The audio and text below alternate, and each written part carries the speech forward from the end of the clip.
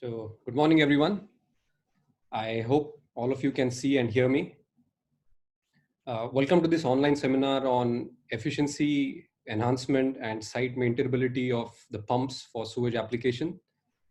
My name is Siddharth Desai from Kishor Pumps. First of all, we thank everyone for their enthusiastic response to this seminar.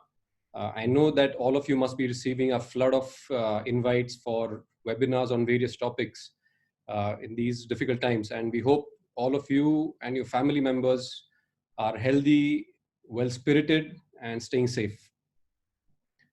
At the outset, I'd like to inform everyone that this seminar will be recorded and will be available on our website for future viewing. We shall send out an email to all those who have registered using their email IDs with the link to view the seminar, as well as an attachment to the presentations which I'm going to present. Also, you can type in your questions in the chat window. We'll try to answer as many of them online as possible, which we shall take up at the end of the seminar.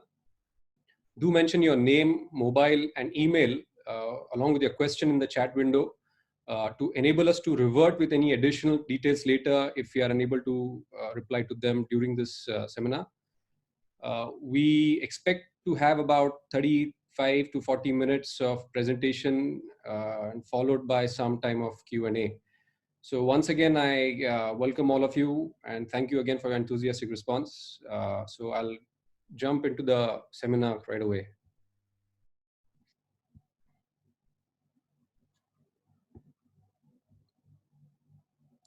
Okay, so I hope all of you can see the welcome slide, the first slide of the seminar.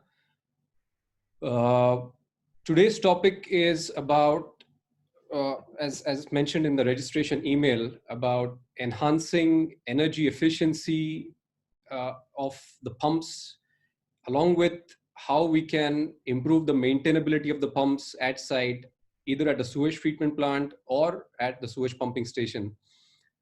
This is more of a general topic, not tied to any specific manufacturer or product, but from our own experience of more than 35 years and more than 50,000 pumps supplied all over the world for the sewage plants, about what affects the energy efficiency of a pump from a manufacturer's perspective, from a plant designer's perspective, and the maintenance issues that crop up during operation and how we can address as much as them as possible at site to without the need to remove the pump from the site and take it to a manufacturer's or a service center location. So that is the theme of this presentation today. So we will be covering these four broad topics in the presentation: the types of pumps used in STP, the steps or the approaches that we can take to enhance the energy efficiency of the pumps at a plant design level as well as at the pump level. Then what approaches we can have to enhance the site maintainability. And finally, we'll cover some points from our experience on sites, what can be done, and the summary of all of that. So just a couple of slides about Kishor Pumps for some of you who may not be aware of the profile and the history. So Kishor Pumps was founded in '63 as Kishor Industries before being incorporated as a private limited company in 1965 by our founder chairman, late Mr. Narayan Desai, whom picture you can see in the presentation. We developed India's first indigenous vertical VS4 type pump for crystallizing liquids as well as corrosion liquids. And we enjoy a preeminent position with high references and high customer base for corrosion and acid type of industry in the vertical pumps. Further, we brought in a lot of collaborations to indigenize single stage pumps and the end suction horizontal pumps along with submersible pumps. And in 1985, with the German collaboration, we introduced India's first domestically manufactured dry motor submersible pump focused on the wastewater or the sewage application. A quick quick view of the company, headquartered in Pune. More than 50,000 sewage pumps and solid handling pumps, which we are working. We supply not only for sewage, the solid handling pumps, but also for slurry, in chemical industry as well as in biogas plants for slurry handling. You can see some of the case studies on our website also. Metallurgy has been our core strength right from the beginning, and we enjoy more than 36 different types of stainless steel which we can offer to our customers. We have been recipients of the President's Award for Import Substitution. Uh, the understanding of the application and tailoring the pump design accordingly to the application is something which is our core competence. And right from our inquiry review as well as the proposal preparation stage, we ensure that we are 100% sure of where and how the pump is going to be operated. We have our own ISO 9906 compliant testing along with a variable frequency drive. So you can actually test the pumps by varying the speed in our test bed. We have in-house motor manufacturing capacity. The design is a user and maintenance friendly design, keeping our experience from the field in view. And in terms of the wastewater or the submersible pumps, we are the only Indian approved company in government ministries in Middle East and Southeast Asia.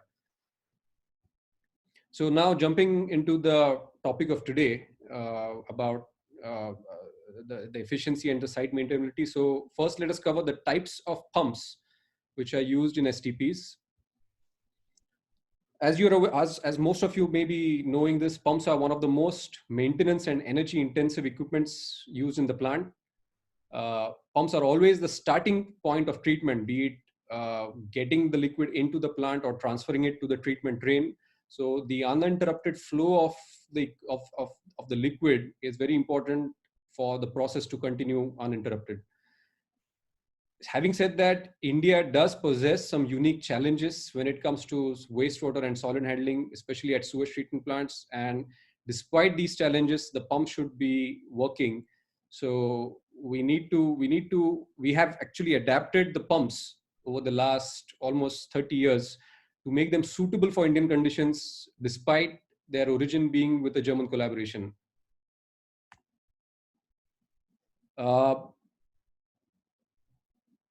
In the types of pumps, when you talk about centrifugal type only, we have you also have other non-centrifugal type, which we typically, some people refer to as screw pumps or positive displacement pumps. Those we won't be covering today. We'll be covering only the centrifugal type of pumps. Within centrifugal type of pumps, there are three main types of installations which are used in a sewage treatment plant or a sewage pumping station. One, on the just let me start the laser pointer here.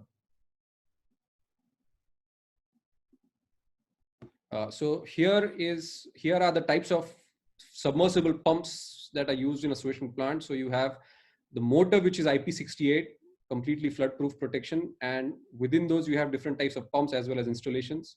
So you have a wet well or a dry pit kind of installation with these type of pumps. Then with the standard motor, you have a vertical non-clogged dry pit. That's the hydraulics are suitable for solid passage, but the motor is not submersible. It's a standard motor. And then you have the conventional horizontal back pull out, as they call it, non-clog pumps, as well as clear liquids, which are typically used at the end of the treatment train, typically after the secondary treatment of sewage. For submersible pumps, these are the four main types of installations that are used in any pumping station or a treatment plant. So you have a wet pit installation, you have a wet pit with temporary installation that is wet pit with a stand. Then you have a vertical dry pit kind of installation wherein there is a jacket here for cooling the motor. And you have a horizontal dry pit condition pump, which is similar to this vertical dry pit with a jacket, only it is installed horizontally instead of vertically. So these are the four main types of installations of a submersible pump. Now, coming to the next topic, which is enhancing the efficiency of the pumping systems.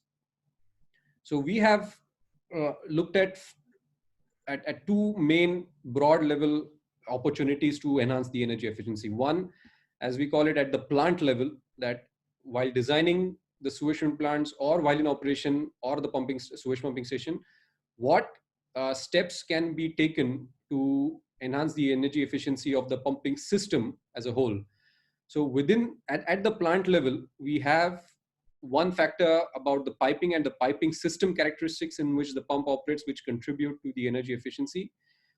And especially in wastewater or sewage treatment, the characteristics of the liquid being pumped, though, play a very, very critical role in not only the efficiency, but also the reliability of the pumps. So coming to the next point, within the piping and the system characteristics, most of our customers, they do thorough understanding of the roughness and the length of piping. They obviously try to minimize the length of the piping. Uh, uh, then minimizing the bends, joints, valves in the pipeline is also very important to enhance the efficiency of the system. Selecting the pump on its best efficiency point corresponding to the system curve is also very important. So the plant designers, they have the system curves which show how much is going to be the frictional head loss in the system as the flow increases. So it is important that the plant designers discuss closely with the manufacturer as to where exactly the selected pump will be intersecting the system curve, and how it can be enhanced or how it can be optimized to give the best efficiency from the available models by the manufacturer. This is a very critical aspect you need to consider when there is a parallel pumping system, because what happens is in parallel pumps, the reason why parallel pumps are installed in the first place is the plants are designed to cater to different flows, typically known as the lean, average, or the lean, mean, and the max. So it's impossible to have one pump operate at all the three different levels. So they typically have a sequence of parallel pumps connected to the same manifold, and the PLC logic then switches on and off the pumps as per the flow that is coming in or that needs to be delivered out. So that's why understanding the system behavior when the pumps are running in parallel is very important, because as the flow increases, the frictional head loss increases substantially.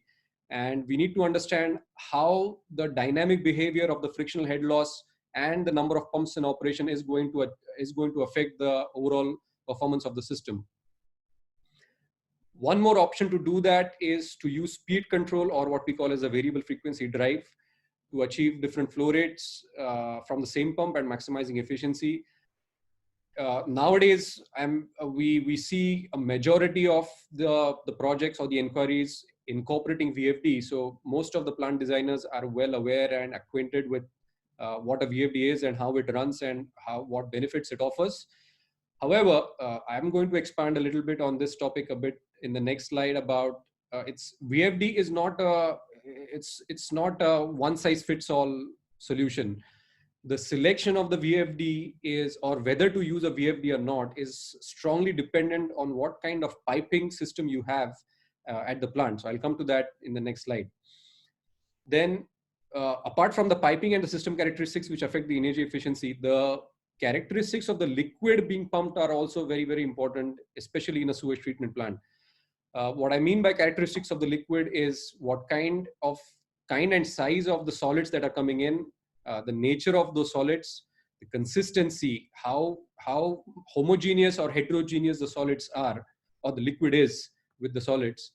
And also, although it may not be a major factor in sewage treatment plants, but typically in coastal plants where there are plants which are erected or installed near the sea coast, we have seen that there is some amount of seawater ingress into the plant, and that can lead to corrosion of the pumps and the pump part. So we need to assess the corrosion potential of the pumps in advance.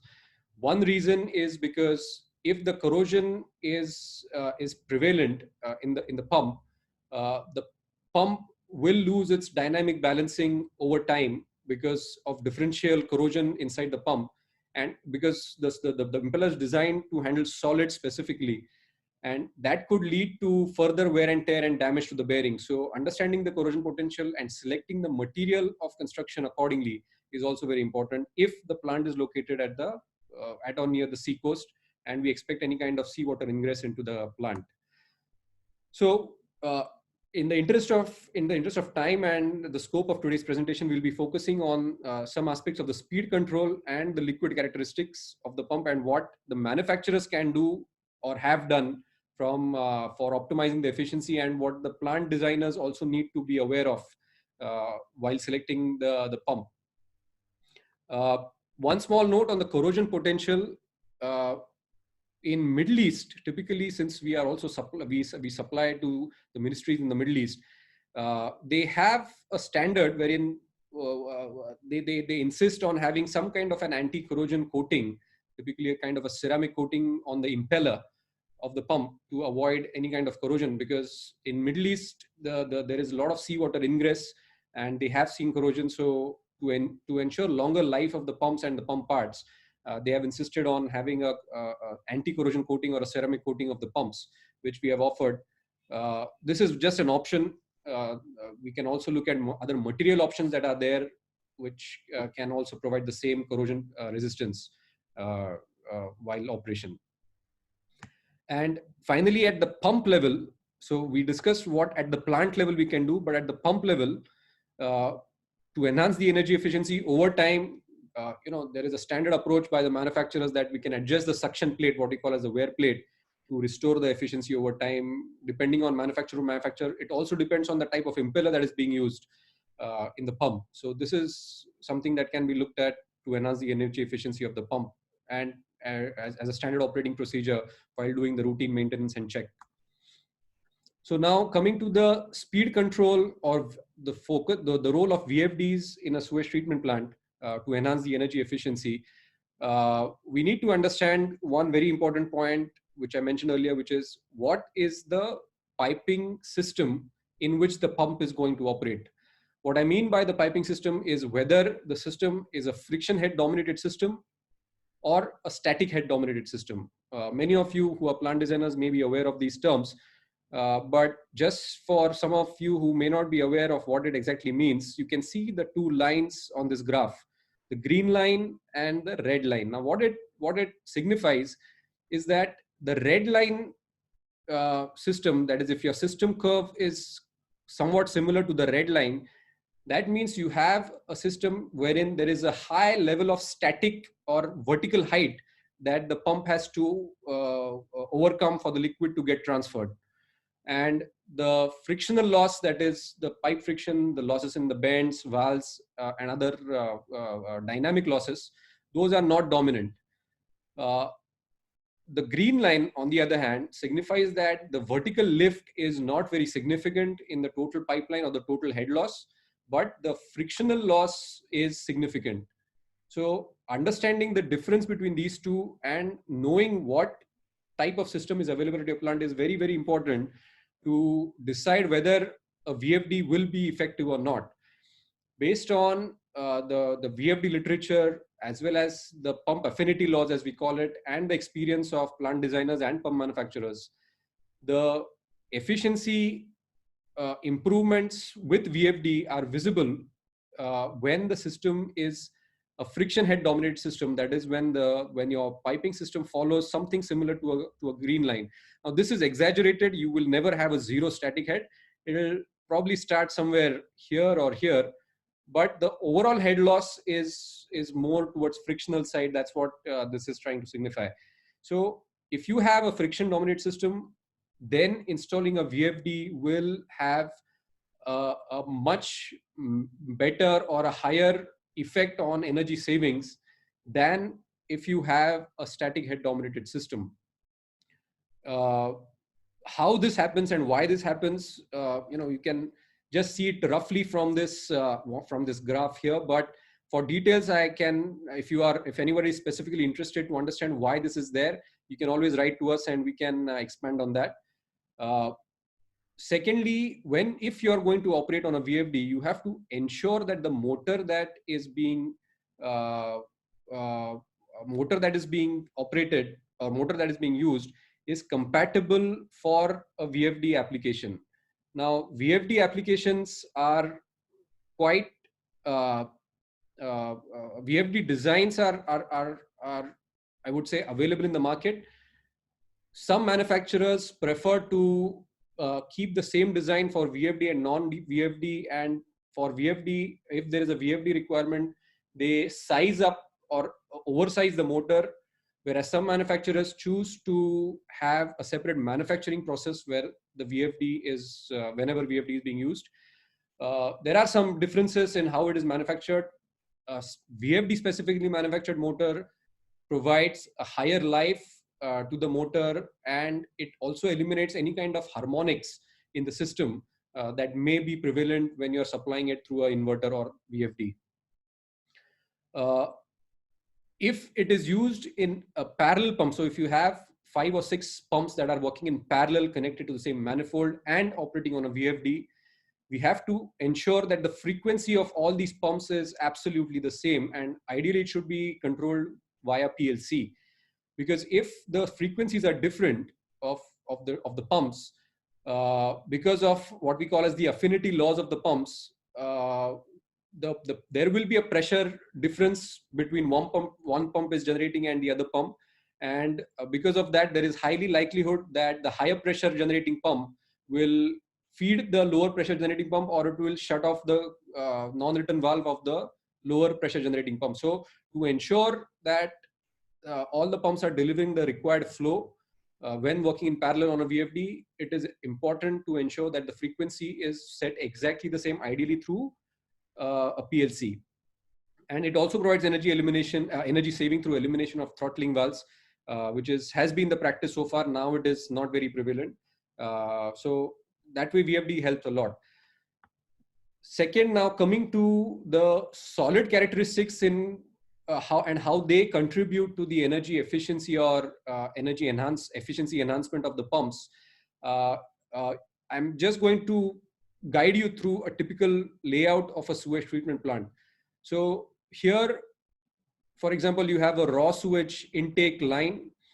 As per Indian standards, you need to have a pump which can handle a solid size up to 100 millimeter in diameter. So this is where the raw sewage intake is coming, either through a pipe sewage or from an open nala, where the pump is the liquid is coming in. There are screens installed before the pump, so in most of the plants, the screen liquid is coming in. But sometimes, if the screens are not functional, you can expect bigger solids coming in which case the pump should be able to pump it through. As the liquid moves from the raw sewage treatment, or what we call as the primary treatment, which is the primary clarifier, which is the acetylene chamber, from there onwards, the typical size as per our interaction with the customer, also as per our experience from the sites, is that up to 50 millimeters solid handling, 50 millimeter in diameter solid handling is more or less sufficient, right up to the secondary clarifier. So 100 millimeters at the solid intake, which transfers to the primary clarifier. There is settling happening. The settled sludge is transferred to the sludge handling unit, which is done by a positive displacement pump. So there the centrifugal pump doesn't come in picture. The overflow from the primary clarifier does not contain more than 50 millimeter size equivalent solid. So those are transferred by the pump to the aeration basins. The sludge generated in the aeration basin is also sufficient to handle up to 50 millimeter solid handling. From there, you have the secondary clarifier. In the secondary clarifier, the settled sludge is either recycled or transferred to the sludge handling. But the overflow, or what we call as the supernatant liquid, is more or less clear of any solid. So from the secondary clarifier, this stage onwards, it is more or less a water pump. So you do not need a solid handling pump after your secondary clarifier. And then you have your disinfection system, either chlorine dioxide or UV, and then it is discharged into the surface water body. So understanding where the pumps are being selected in this particular treatment train is very important to explain to the manufacturer, because based on where the pump is going to be operated in this particular layout, the solid handling size of the pump is suggested and selected. And based on that, the efficiency of the pump is decided. I'll come to the next point there. This particular slide shows how the pump efficiency changes with the solid handling. This is a conceptual sketch. I'll go into the details of an actual case study later. So as I said, at the raw sewage inlet, you typically need to have a pump with 100 millimeter solid passage. So you can see this ball roughly, let's say 100 millimeter size. So the impeller width, the green part, is the impeller. It has to be big enough to be able to handle that size of solids. Similarly, for 50 millimeter solid passage, which is in typically after the primary treatment, after the primary clarifier in the aeration basin, you need to have a pump which will be able to handle roughly around 50 millimeter solid passage. So the impeller is different. Then similarly, 25 millimeters, if any application is there in the plant. And finally, no solids, or what we call clear liquid, which is typically after the overflow of the secondary clarifier.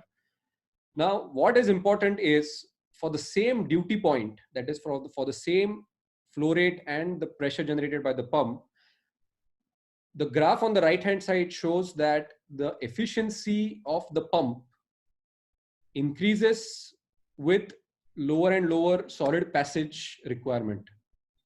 So what it means is the pump with the red line is the pump with 100 millimeter solid passage.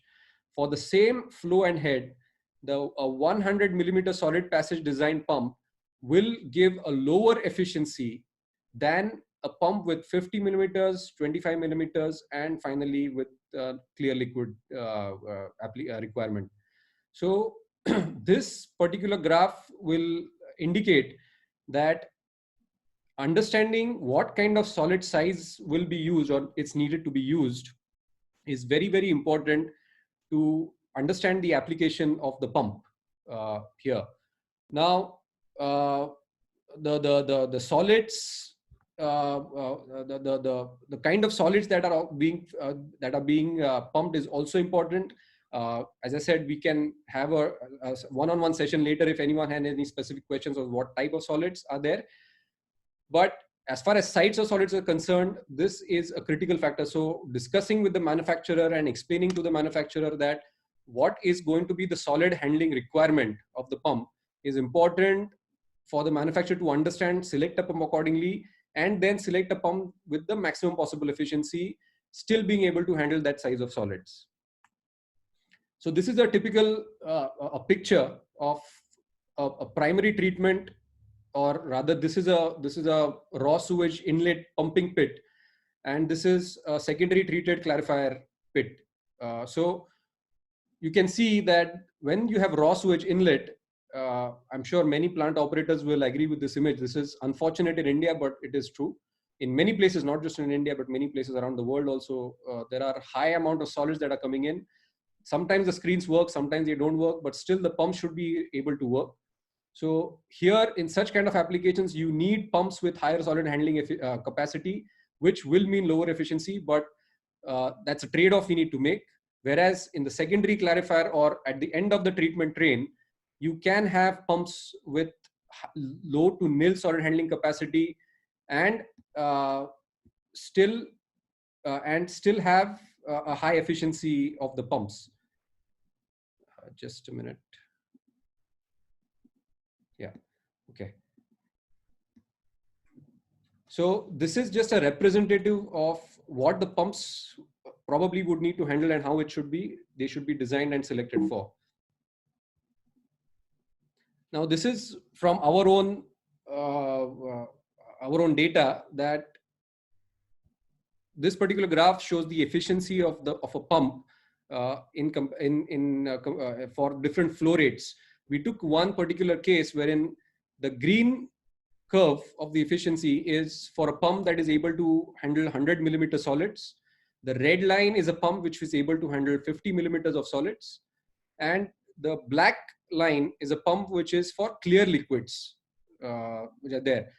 So as you can see, for a same head flow, let's say if you take 300 meter cube per hour as a flow, for this particular flow rate and at 26 meter head, you can see the difference in efficiency of these series. So the black line is of the highest efficiency because there is no solid handling passage designed for in that pump.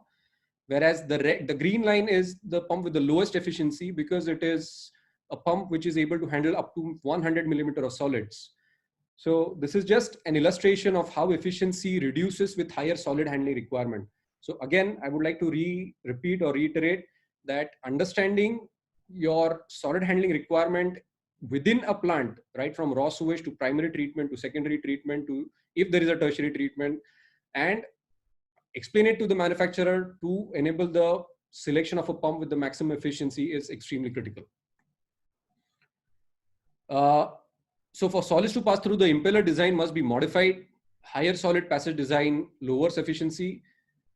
Also, the solid passage, the bigger the solid passage size that is required, the slower the pump will need to be because of the impacts and what we call as the radial thrusts coming on the pump.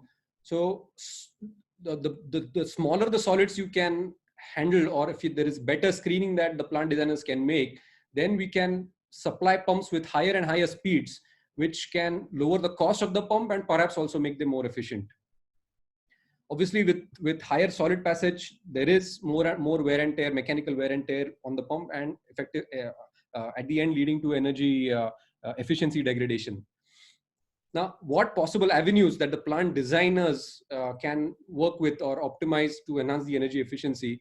So it is extremely critical that the plant designers and the pump manufacturers should work together at the design phase to ensure the solid passage requirements of the pumps are optimized and the pumps are selected for the right application. So there is no point selecting a 100 millimeter solid passage pump for your outfall from the STP, that is the treated effluent, because it's going to be clear water. So you should go for a clear liquid pump in that case to enhance the energy efficiency. The screening is, I cannot emphasize this more enough. The screening of the incoming raw sewage is extremely, extremely important to ensure not only the efficiency, but also the reliability of the pump. By design of the aeration basin, if the sludge consistency can be improved and if the sludge can be made more homogeneous to be pumped either by the return activated sludge or the surplus activated sludge pump or the waste activated sludge pump. In all these cases, the more homogeneous the liquid, the higher the efficiency will be of the pump. I think in the interest of time, I'll just skip quickly through that. These are impacts of pump selection. So as all of you know, that selection of a pump is very important with the highest efficiency with understanding the solid handling requirements. Non-loading, I'll come to this a bit later perhaps, that a pump with a non-loading curve is critical when you talk about sewage applications. What I mean by non-loading curve is as the flow increases, the percentage rise in power of the pump should be minimum as possible, because with higher flows, if the pump is getting or the pump is designed in a way that has a bigger delta in power, then since sewage treatment plants often have fluctuating flows, with higher flows there could be overloading of the motor. So this is also very important to understand at the time of selection. As we have the second point, we have already discussed that there is understanding the actual solid handling requirement for a particular application is very, very important. Pumps which are selected for VFD operation need to be fitted with motors designed for VFD operation. I'll skip this in the interest of time. Maintenance part. So leakages in the distribution network is something that we need to also ensure it's not there. Regular pump energy audits is something that a lot of plant operators are now doing. Review of pipelines, if it's an old plant, if it's a retrofit, that needs to be done to enhance the energy efficiency. Then for old plants, for old pumping stations, just by changing the motors, if you can enhance the efficiency, or by changing it to a VFD, if we can enhance the efficiency, that also needs to be checked. So various aspects at the plant level, which can be done, especially for retrofitting plants also. As I said, these slides will be available later to all of you on email, so which you can go through. Now coming to the next point about the site maintainability, enhancing the site maintainability of the pumps. We have just prepared this chart based on our experience of more than 50,000 pumps. The biggest maintenance or repair aspect of the pump once it's installed is changing the mechanical seals or the leakage from the mechanical seals. Then you have changing the casing wear plate or tighten the wear plate, the impeller replacement, and so on and so forth. The repair of the motor winding should not be required unless some controls are malfunctioning or controls are not installed in the line. So that needs to be also looked at. What I would like to do in the interest of time is focus on two areas which are which is extremely frequent, which is the mechanical seal leakage, and second is the motor cable repair, especially for a submersible pump, because repairing of the cable takes a lot of time, and not only time, it needs sometimes to be sent to the service station or the manufacturer's factory to replace that cable, which further increases the cost and the downtime of the pump. So I'll focus on these two areas and what can be done to ensure that the downtime is reduced as a matter of taking care of these two aspects. Now, in terms of mechanical seal leakages, India possesses some unique challenges. In many places or many pumping stations and treatment plants, the stormwater drains and the sewerage drains are often the same in India. So the rainwater that's get collected in the stormwater drains and the sewage lines are often mixed before they reach the pumping station or the treatment plant. Because of this, there is a lot of sand and hard particles that get into the system at the treatment plant and enter the pumps. Also, in many STPs, there is a direct intake from a nala, which is typically an open channel flow. So there are also a lot of grit and sand that is coming in. In India, also, there is a lot of cow dung that is present in the sewerage systems, which has an impact on the mechanical seal life. So what can be done to enhance the mechanical seal life from a manufacturer's perspective and also from a plant design perspective? I'll cover that in 2-3 points. First of all, there are designs available in submersible pumps which prevent exposure of seals to the liquid. What it means is, if you see a typical construction of a submersible pump, there are two mechanical seals which are installed, and one of them is typically having exposure to the liquid, whereas second is installed in the oil chamber. So the one that is exposed to the liquid, that has high chance of getting damaged due to the sand or the grit or the hard particles that are entering the pump. So one aspect that the manufacturers can suggest or discuss with the plant operators is one modification of the design wherein both the mechanical seals are inside the oil chamber. So both the seals in effect are protected by the oil and not exposed to the liquid, which avoids the damage to the seal. So this is one area which the plant designers can discuss with the manufacturers. Some manufacturers, including ours, we have a seal protection device, what we call as a deck speller, which is a device which does not allow the hard particles or the sands to build up near the mechanical seals, is available, which can be installed on the pumps. So this is something that the plant designers can discuss with the manufacturers. Then manufacturers should ensure that no special tooling is required for seals replacement, because at the site, we should not expect to have the most sophisticated tools available for doing the routine repairs or the maintenance.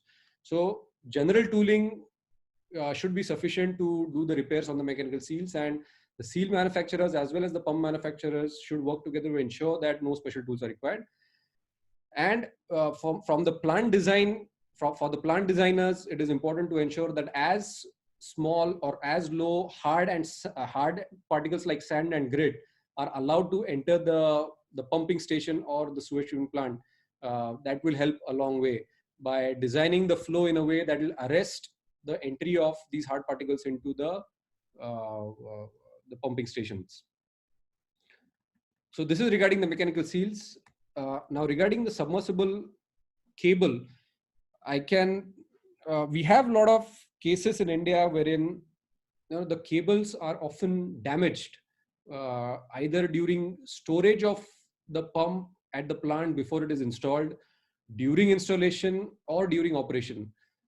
One of the reasons is, these cables are, if some of you know how a submersible pump is installed, there are some, the cables are coming out from the wet well pit, and they often rub against the edge of the concrete pit, or the floor and the concrete pit, and over time it gets damaged, and there are some insulation that gets breakage, and the water leakage could be there, which enters the pump.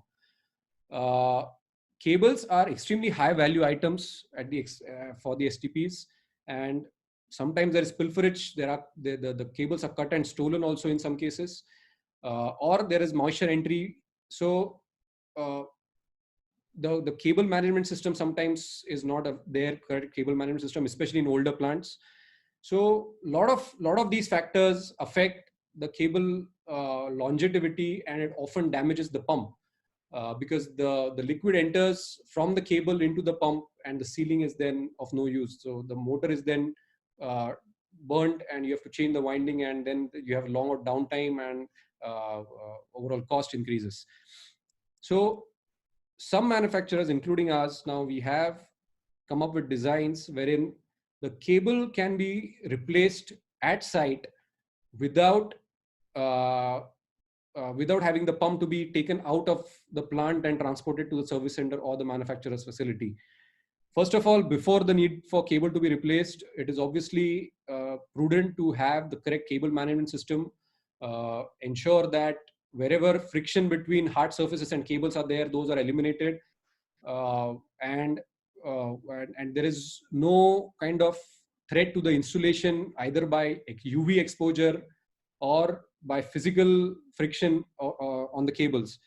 Once that is ensured, even after that, if there is any problem with the cables, if the pump is selected in a way that by which you can use the cables, you can replace the cables at site without having to transport the pump out, that can help in reducing the cost and the downtime. So it's just like a junction box in an IP55 standard TFC motor.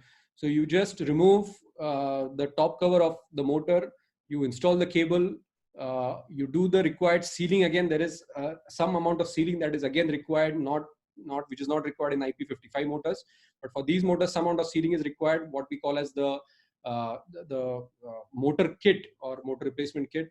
You get the parts along with that, and it can be done at site. No need to remove the pump. Even the plant, we can train the plant operators or the plant maintenance people to do that by themselves. So this enhances the site maintainability of the pumps, especially submersible pumps, because cable fitment and replacement, although not very frequent nowadays, it used to be very frequent earlier, still, if it happens, the downtime and the cost is extremely high. So by this way, you can achieve something, so you can achieve a lower downtime and cost by doing it on site. Then also the cable length should be optimized. What we observe is many times the plant designers are very conservative in terms of what length of the cable it should be there. So typically, if you have a 10-meter optimized length, there is often a requirement to give a 5-meter extra, so 15 meters. Uh, Although from an electrical perspective, uh, it does not matter much, but from a operation perspective, what happens is these pumps are installed in sewage applications, and if there is extra cable length, that extra cable often is lying around the pump inside the pit itself. Now, as everybody knows, in raw sewage as well as in other areas of the plant, there is continuous sludge deposition that is happening, and over time, along with hydrogen sulfide gases also. So along over time, these extra length, if there is a cable of extra length, there could be sludge deposition on the cable, which over time hardens, and the material of the cable can get broken. So it can get, so if it's a rubber cable or a plastic cable sheathing, PP cable, then over time, with the sludge deposition, the chemical reactions, uh, the insulation can break, and there the water can enter. So optimizing and minimizing the length of the cable, apart from reducing the cost initially, it also helps in reducing the reducing the site damage to the cable. So that is also the plant designers also have to keep a close watch on. And obviously the scientifically designed systems for cable exits from the pumping pit is very important. Instead of just leaving it out and allowing it to rub against the concrete edge of the concrete pit, it is prudent to have some cable exit trays or cable exit management systems installed, which can enhance the life of the cable and not damage the cables. So we covered these 2 points. We have already about 43 minutes into the presentation. So I'll cover the last area, which is some other points and the summary.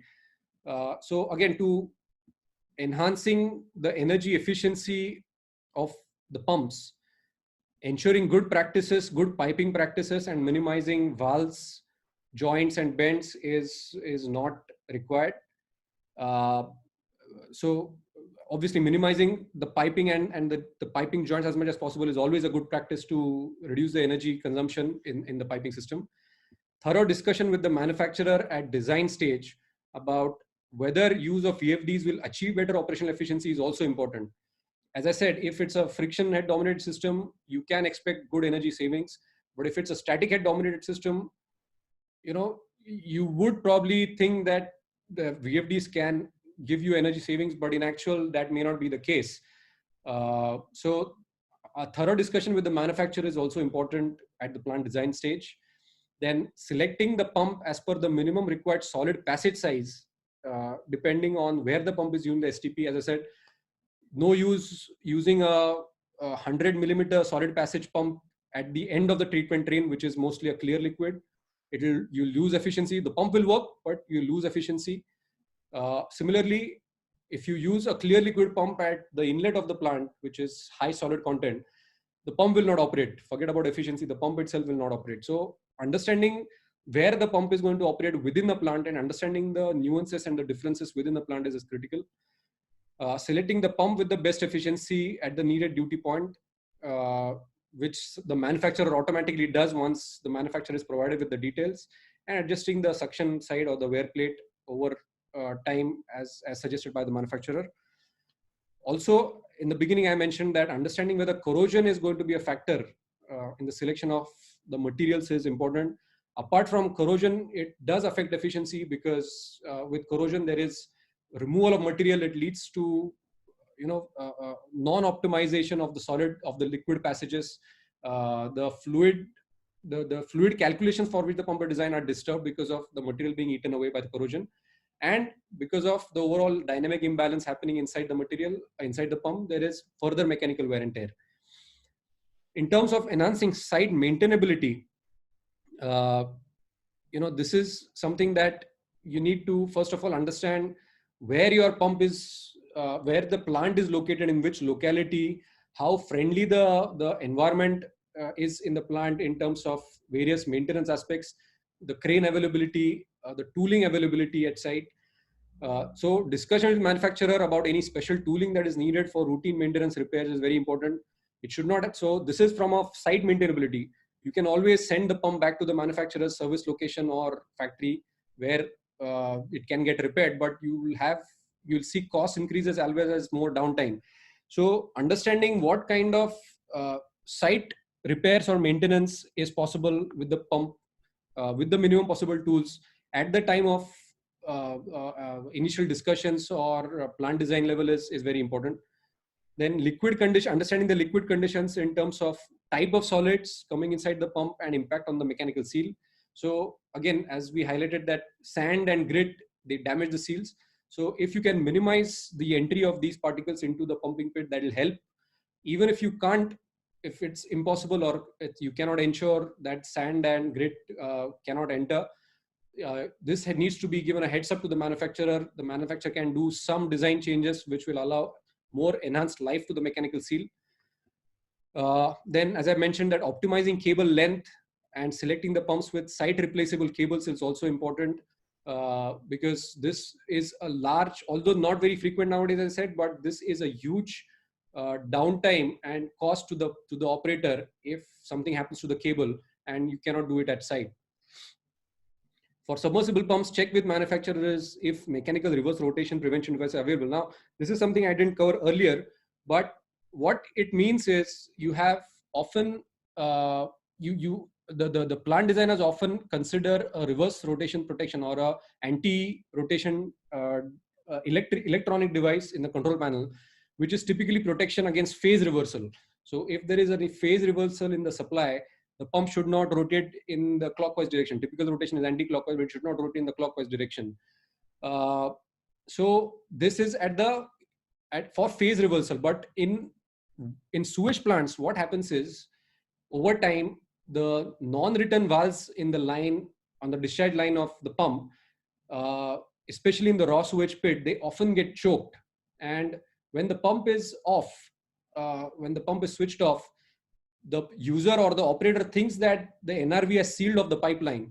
But over time, because of the solids getting deposited on the NRV, they don't seal off completely. And there is often a reverse flow into the pump. And the pump starts rotating in the other way or the clockwise direction. Now, what happens here is the PLC or the operator thinks that the pump is off and the NRV has sealed off the line. But in actual, it is running the other way around. It is running in the opposite direction.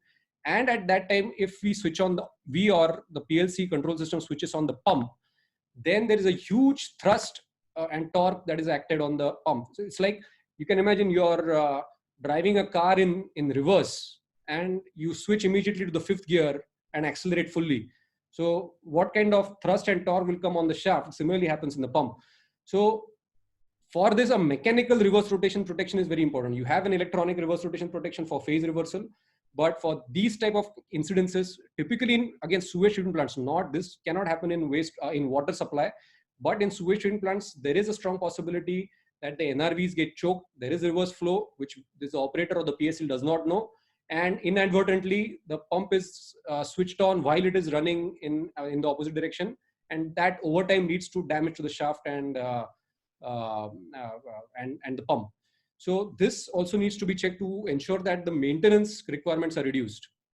And finally, all the pump manufacturers, they supply electronic pump controllers, and it's important that the operators and the users ensure, or they know that these are installed at the time of commissioning, the cabling or the wiring is correctly done and not disconnected ever. So this is also very important to ensure the reliability of the pumps. So I think with this, I think this was mostly what we wanted to cover. As I said, all of this recording as well as presentation will be available on our website. We'll share the link with all of you, those who have registered with their emails. We once again thank all of you for your attendance, for hearing us out. We are about 50 minutes, so about 5-10 minutes of questions some of you have raised. I'll answer. Let me just close this presentation.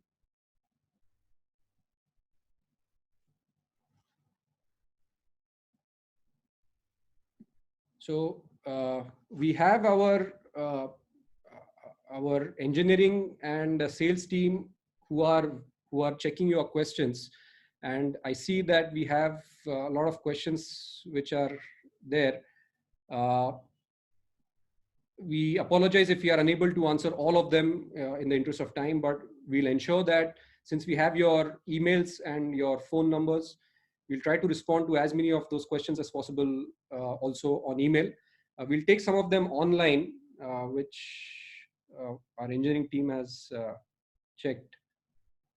Now first, one question is how to achieve different flow rates by speed control. Okay, very good question. What happens is a pump is first of all designed to rotate or operate at a given speed, be it 960 RPM, what we call as a 6-pole, or 1450 RPM, what we call as a 4-pole, or 2900 mm, which is called a 2-pole.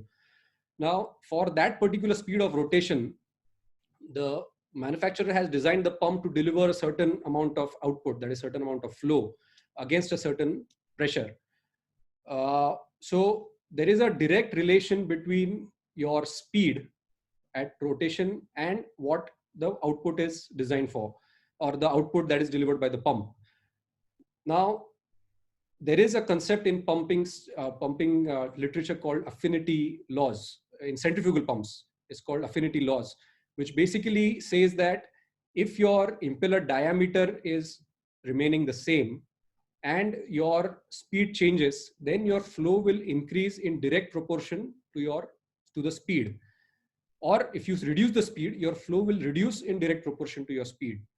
So what a VFD does is a VFD changes the speed of the pump, either increase or decrease. And as the speed of the pump increases or decreases, the flow rate or the output of the pump reduces in direct proportion to the speed. Typically, if you talk to the manufacturers, they will also guide you as to what would be the output of a pump, or the flow rate of a pump when the speed increases or decreases by a certain. So if you increase the speed by 10%, what will be the flow rate? Or if you reduce the speed by 10%, what will be the flow rate? This the manufacturer can give you. Now, the second aspect is how a VFD actually changes the speed of rotation. I think that will be beyond the scope of this particular presentation, but just to answer in 30 seconds, VFD is actually it's used for the name, what we call VFD, variable frequency drive, is actually the correct terminology to be used, which we have understood after discussing with the VFD manufacturers, is VVFD, that is variable voltage, variable frequency drive. So what it does is that the variable frequency drive, it changes the magnetizing voltage of the motor or the winding, because of which the speed of the motor changes. So you typically have 120 F by P, that is the speed. So 120 into frequency divided by number of poles gives you the speed of the rotation. So that number of poles is and the frequency is highly dependent on, and the VFD basically plays around with this to give you the desired output. You can always look up at the manufacturer's location with VFDs how the VFD changes speed. But once the speed is changed, the pump behaves in a typically what we call as the affinity laws. So the flow is directly proportional to the speed variation, whereas the head or the pressure is in square proportion. So if you increase the speed, the head will rise in square proportion and the power consumed will increase in cube proportion. So it is very important to discuss with the manufacturer while selecting the pump to ensure that the pump is not getting overloaded by increasing the speed. So thank you for that question.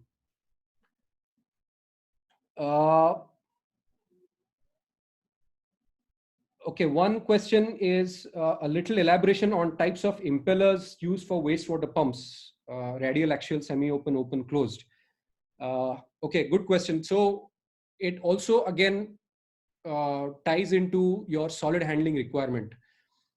First of all, whether you need to have a radial flow or an axial flow, it depends on your duty conditions. Whereas whether you need a semi-open, open, or a closed impeller depends on your solid size. Now, radial and axial, it's basically a flow regime. So typically radial flow pumps are used where you have a high, a mid-level or a slow level flow with a high head.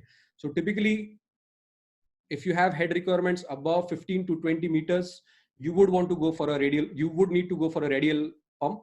Whereas if your flow requirements are, your head requirements are around 2 to 5 meters of liquid column, then an axial flow pump will be required there. And between, let's say, 7 to 12 or 7 to 15, you have another range, what we call as a mixed flow. So you have axial, mixed, and radial flow. These three type of pumps depending on your head. That is the type of pump for in terms of the head range.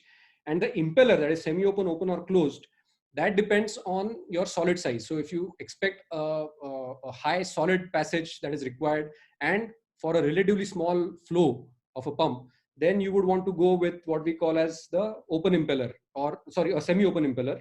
That is what we call as a front open impeller. And a fully open impeller is typically used in axial flow pumps, and a closed impeller is typically used where the solid handling requirement is either zero or very, very small, because your closed impeller will give you the highest efficiency, whereas a semi-open impeller will give you not as high efficiency. So it's again very relative. The efficiency numbers are very relative, but typically for normal pumping conditions, a closed impeller will offer you a high efficiency, but not a very high solid passage requirement. Whereas a semi-open impeller will give you quite a high passive possibility of solid passage, but not very high efficiency compared to the closed impeller. Another question we have is, will the cutting system in suction affect pump efficiency? Will the cutting system in suction affect pump efficiency? Yes. So there are a lot of designs available which we have also supplied, where you have some kind of a cutter system mechanism which shears off the solids that are entering the pump to reduce the size of the solids. It does take efficiency because cutting is a very energy intensive process. And rotational cutting, shearing is a very energy intensive process. So there is no benchmark, because solid cutting and solid handling is more of an empirical science rather than a what do you call as a formula based science. So based on manufacturer to manufacturer or manufacturer's experience, they should be able to suggest what kind of energy loss or we can expect when you have a cutting device. But to answer in plain terms, yes, it does consume a lot of energy to cut at the suction of the pump. Then some other questions.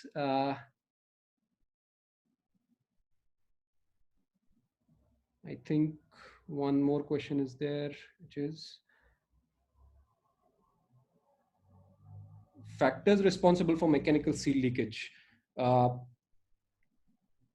So the mechanical seal that is selected for a particular application is dependent on obviously the type of liquid, the temperature, the corrosion potential of the liquid, and some other factors also. So the seal manufacturer typically suggests or recommends a seal based on what the liquid is going to be pumped.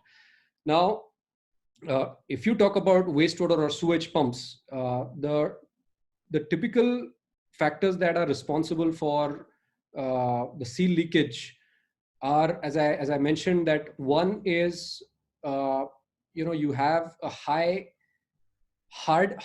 percentage of hard solids that are entering. So sand, I would like to elaborate that sand is a typical troublemaker because it is a very hard particle and a very small particle. So typically you have large stones that are coming in the pump. Whether the pump is able to pump it or not is a different thing, but the hard or the big stones will never be able to reach to the mechanical seal. So we should not be worried too much about it. However, sand, it is equally hard as a stone and small. So there is a possibility the sand can reach out to the mechanical seal. And when the sand reaches the mechanical seal, it reaches the lapping faces of the mechanical seal. And over time, it damages the seal. So the type of solids, the size of solids, all of these affect the mechanical seal. Also, one aspect is how high are there is a terminology called radial thrust, which are the undesirable forces which give a deflection on the impeller and the shaft of the pump. So how high are the radial forces, which is something that has to be designed by the manufacturer. So a pump that is able to handle radial thrust, or if the pump is operating at the desired duty point, then the deflection is less, and with lower deflection, the mechanical seal the mechanical seal damage can be contained or reduced. So there are many factors, but primarily I would say solid size and solid type and size are the main contributing factors. Then I think we have run out of time. It's almost 12:04. So I'll take one last question. One question is for VFD compatible motors. It's a very good question. So as I mentioned during my presentation, that there are some special manufacturing processes that are available, which should be done to manufacture a motor compatible or suitable for a VFD application. One treatment that is done is what is called as the vacuum pressure impregnation, VPI. So it ensures that the varnish is thoroughly spread out across varnish is thoroughly spread out across the stator, the wound stator, and with the vacuum and the pressure, it is tight packly. Because what is important is we cannot afford to have any air pockets, even small, inside the stator rotor, to ensure long life for the VFD, because the air pockets typically create problems in VFD operation. Also, the kind of copper wire that is used is also to be looked at to ensure that it is compliant, and the varnish type of varnishing use is also needs to be looked at. I think I've answered about 5 or 6. There are some more questions, but I think in the interest of time, it's already 12:05. So we'll take those offline. We have all your emails, so we know what questions are being asked by whom. We'll reply to those questions and by email. If you have any further questions, you can always write to us at marketing@kishorpumps.com, and we'll be happy and glad to answer those. Also, as I said, this recording of this presentation will be uploaded on the website along with the slides, and we will send you the link to those who have registered. So once again, we thank all of you for attending this webinar. It's been an honor and a pleasure for us to interact with you. Unfortunately, we cannot do this face-to-face, but I think we need to get used to this new normal wherein we have to interact virtually and still convey still communicate effectively to ensure that the work goes on. So thank you once again, and I wish you all a healthy and a safe time till we go out of the lockdown. So thank you. Have a nice day.